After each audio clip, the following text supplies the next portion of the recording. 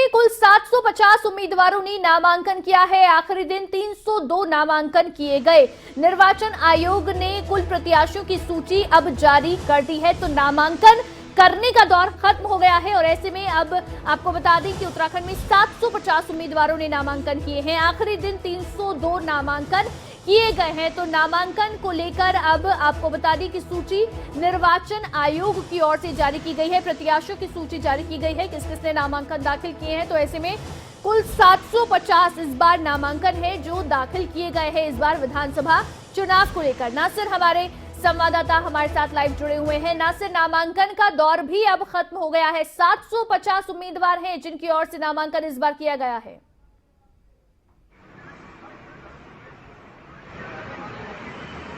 देखिए, नामांकन की जो आखिरी तारीख थी वो 28 जनवरी थी। कल 28 जनवरी को तक लोगों ने अब तक करीब 750 नामांकन पूरे प्रदेश भर की 70 विधानसभाओं के लिए किए गए हैं।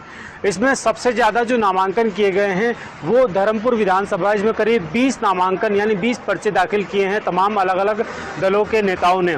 इसके अलावा पूरे उत्तराखंड में 750 नामांकन किए गए हैं, जिनमें कल यानी सबसे ज़्यादा 28 जनवरी को नामांकन किए गए। 302 प्रत्याशियों ने 28 जनवरी को नामांकन किए। अब आज यानी शनिवार को अब स्क्रूटनी की जाएगी, यानी नामांकन जो पर्चे दाखिल किए गए उनकी जांच की जाएगी।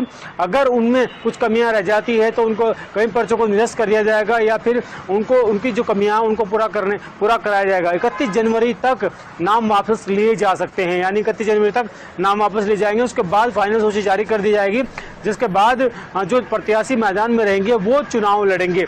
तो कुल मिलाकर कह सकते हैं कि अब नामांकन की प्रक्रिया खत्म हो गई है। अब प्रचार का दौर शुरू होगा और बहुत ज़्यादा समय नहीं दिया गया इस बार प्रचार के लिए, सिर्फ 12 दिन का समय दिया गया, क्योंकि 14 फरवरी को मतदान होना है, उससे 2 दिन पहले प्रचार थम जाता है। यानी 12 फरवरी शाम 5 बजे तक ही प्रचार हो सकेगा।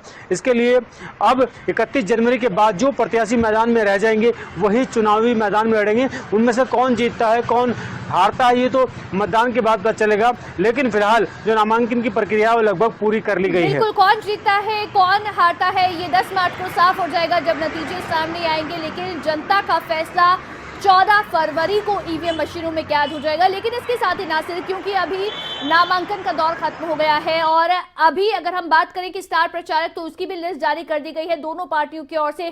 तो ऐसे में उत्तराखंड की जो चुनावी जमीन है वो सर्द मौसम में कितनी तपती हुई नजर आ रही है? क्या माहौल है चुनाव को लेकर?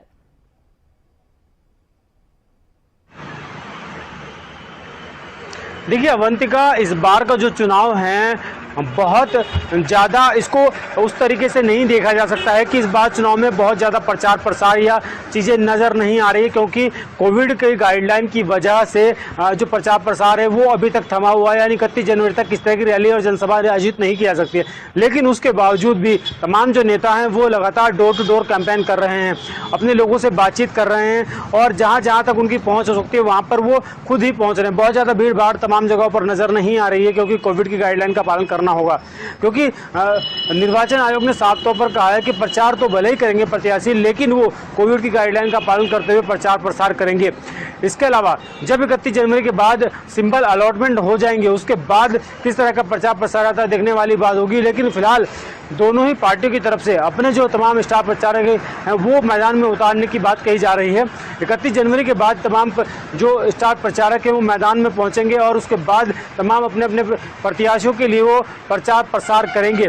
कुल मिलाकर कह सकते हैं कि इस बार का चुनाव बहुत ज़्यादा भीड़ भाड़ वाला तो नहीं होने वाला है, लेकिन उसके बावजूद भी कहीं ना कहीं इस बार के जो चुनाव है इससे बहुत सारी उम्मीदें तमाम लोगों को, जनता को है, क्योंकि घर बैठे ही जनता ये उम्मीद लगा रही है कि उनके जो प्रत्याशी हैं, जो उनके नेता हैं वो मैदान में हैं, उनको किस तरीके से जिताया जा सके। और प्रत्याशी भी भरपूर कोशिश कर रहे हैं कि वो अलग अलग तरीके से सोशल मीडिया और मीडिया के माध्यम से अपना प्रचार प्रसार कर सके ताकि जनता तक उनका मैसेज पहुंच सके। जी, जाहिर तौर पर इस समय डोर टू डोर कैंपेनिंग के जरिए जनता से संपर्क साधा जा रहा है। लेकिन अभी जो चुनाव प्रचार का दौर है या कहे रैलियों का दौर है 31 जनवरी तक क्योंकि रोक लगाई गई है चुनाव आयोग की ओर से, ऐसे में उसके बाद ही शुरू हो पाएगा। लेकिन डोर टू डोर कैंपेनिंग जरूर जारी है। बहुत शुक्रिया नासिर तमाम जानकारी दर्शकों तक पहुंचाने के लिए।